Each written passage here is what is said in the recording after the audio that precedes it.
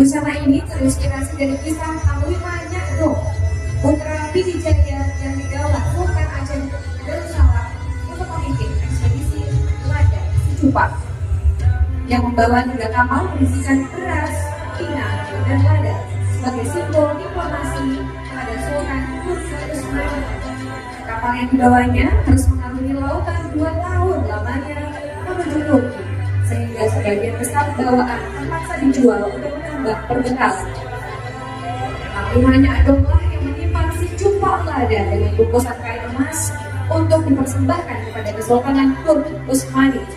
Meriam dan galang tentara pun dihadiahkan oleh Sultan Turk Utsmani pada Aceh dari pertemuan tersebut, sehingga patut dikatakan bahwa Panglima Nyadong merupakan tokoh penting di balik kisah meriam Lada Secupak. Pakaian ini menggunakan songket sebagai fabrik utamanya yang merupakan membawa serat asli Aceh dan dibordir dengan suara motif Tuha Agam dan Tuha Inong Pidijaya. Benang emas digunakan untuk menandakan kejayaan, simbol keberhasilan Kesultanan Aceh yang pernah menguasai seluruh semenanjung Melayu.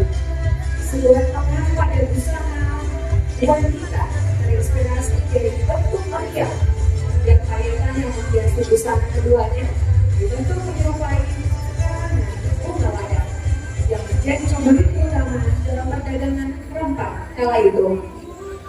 Hadirin yang berbahagia, inilah persembahyan Kabupaten Pidijaya.